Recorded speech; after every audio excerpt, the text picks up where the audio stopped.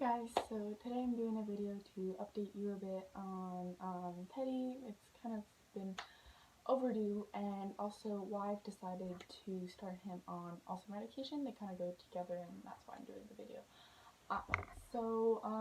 In November, mid-November to December, I wasn't really posting much, and the reason for this is that Teddy had lymphangitis, which is an infection that starts from there's an opening, and then the bacteria often found in mud causes it. Often it happens in, it happens in the back legs, sometimes in both. He only had it in one. So he had gotten, mud, like a little, skin infection from the mud, and so I had the vet come out. She gave us a wash for it, and I washed it every day, and she recommended that he stay inside, but I asked if I could turn him out in the arena, and she said yeah, as long as I washed his leg afterwards. So that's what I did for 10 days, and then after 10 days they weren't gone, but they were getting better. So I told the owner of the barn that he could go out if it was good outside. So there wasn't much mud at this time. Stuff was starting to freeze, so he went out for one day. And then the next day when he came back in, they noticed something was wrong when he didn't eat his breakfast, which very odd for him. He loves his food.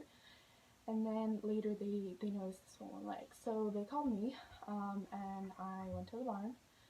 When I was at the barn, checked him out first, then called the vet. The vet said give him bute, put poultice on his leg, and wrap it.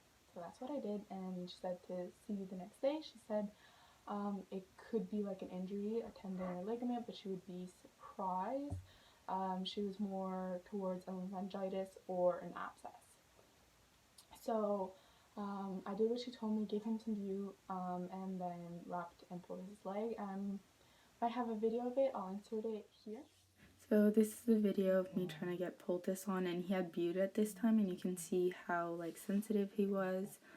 And here he's trying to move, and I didn't really want him to, but he was doing it out of his own will. So if you look closely, he had hay in two spots, in his hay net and on the ground, so that he wouldn't have to move as much. And the hay net was where he gets his grain and water.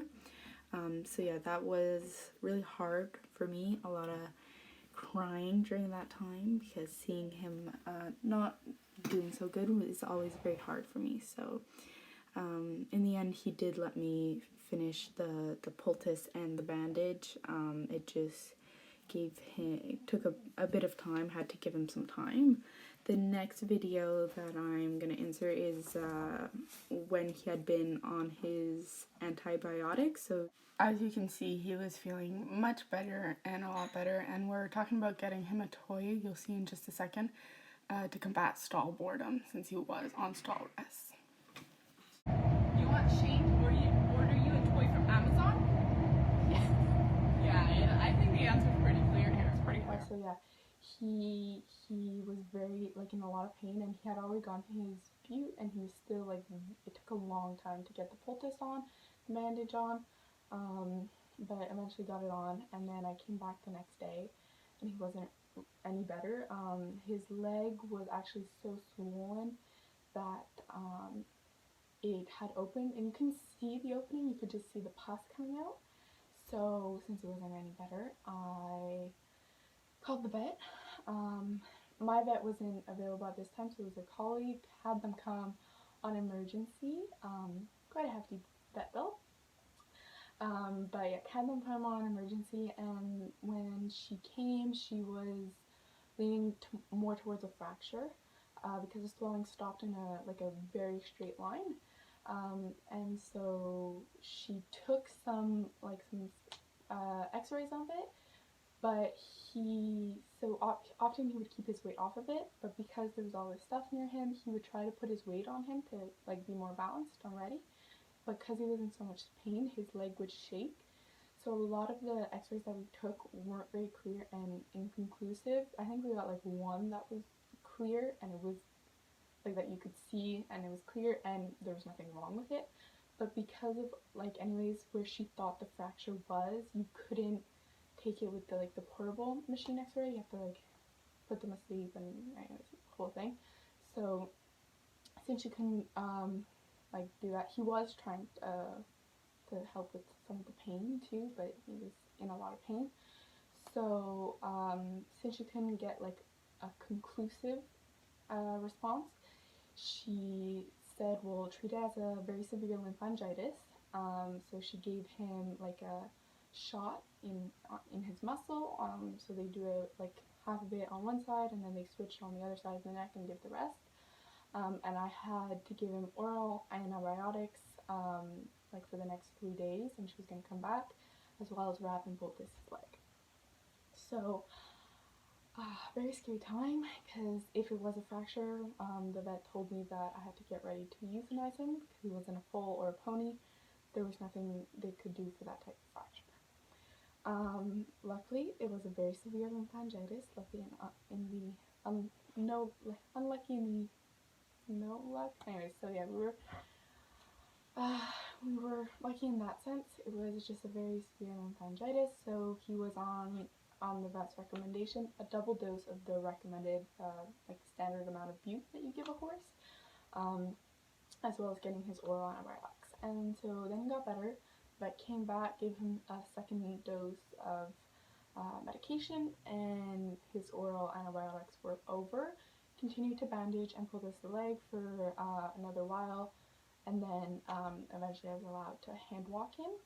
We took it back slowly, and again, since it wasn't an injury, once we knew that he was okay, it's not as long as the rehab as it was for like if it was a tendon or ligament injury. So yeah, he had a very severe, so hand walked him for the first few days and let him have turnout. He didn't go out for the whole month of December, continued to clean with the wash the vet had given me, still do that once a week to make sure if there's any bacteria that starts, it's gone before it has a chance to develop, although he doesn't have any of the infection left. So yeah, so slowly got back in, and then the vet when the vet was back, asked me how he was going, told her a bit, she said and then she gave me the all clear eventually to ride him. Then when I tried to ride him, he was bucking when we were trying to get on, so our first thing was he's still in pain, which was very weird because when you would turn him out, he would be galloping and bucking and rolling and doing all kinds of things. But when I talked to my vet, she was like, yeah, no, it's not his lymphangitis that would do that. So eventually we got through it. With the trick that we do is give him like a treat before, and then he's fine to get on. But after talking to my vet and doing some research on equine nutrition and everything, we decided to start him on ulcer medication. So I just have some stats, that's what I'm looking at here. So according to KER, which is the Kentucky Equine Research, up to 60 to 90% of racehorses have ulcers. So mainly when racing, that is, but even off the track are more susceptible to ulcers. And then according to a vet in Illinois, 90% of performance horses have ulcers. So anyways, it's a fairly common thing. And I've also watched Jed's Equine on YouTube, JEDS Equine, who's also a vet talking about ulcers. So if you want to check out that video, I recommend it. And that was kind of the final push to like discuss it with my vet. After discussing with my vet, because he was such on a high dose of bute, which is a contributor to having like a possibility for ulcers. That with everything else, his behavior, anybody who knows Teddy, especially in the winter, he can be a bit more like attitude. But I just want to make sure that that attitude is just him being attitude and not any discomfort. If he does have ulcers, it's a fairly minor grade, or he would have stronger reactions. So we still we're not doing this. We're not sure about it, but we are deciding to put him on some ulcer medication. So and we're looking at different options that we can change in his lifestyle to prevent ulcers in the future. So basically, ulcers happen for different reasons, but one of the main things is that horses in the wild are meant to eat 24/7, so their stomach secretes acid 24/7. So when they're not eating 24/7, they have excess acid that often, well, not often, or can cause ulcers. So we're looking at different things to kind of make sure to maybe adding a supplement or hay nets and whatever to make sure that we bring down the chances of ulcers in the future. So yeah, when we talked to the vet, she said, thoroughbred types and performance horses are more likely, nervous horses too, to have ulcers, and that it's very possible. The two choices you have is either put like a camera, diagnose it. If you do that, it's very expensive, and then if you find out that he has ulcers, then you have to pay for the medication on top of it. But you can just give the medication, and if you see an improvement, then you know it was ulcers. If you don't, it doesn't have like any major like negative effects if it doesn't. So that's what we're gonna do. It's not like a super cheap medication. Well, it's not cheap. It's expensive, but I find it worth it because then I know that if he doesn't get better, then I know that's just attitude and I have the peace of mind. And if it is ulcers, then I know that he's in better, like in more comfort.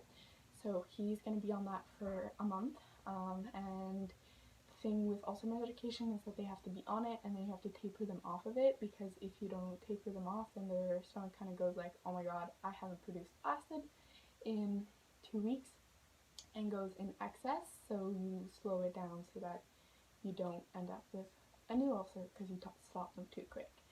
So that is a quick little update on what's happened a few months ago now, and why I've decided to put my horse on ulcer medication. Let me know if you guys want an update on how that goes, as he'll be starting it soon, and I could give you guys an update after a month, tell you guys if I saw a difference, didn't see a difference, and what changes I made, didn't make, or whatever. So just let me know either on my Instagram or comment down below. And that's it for today. Thanks. Bye.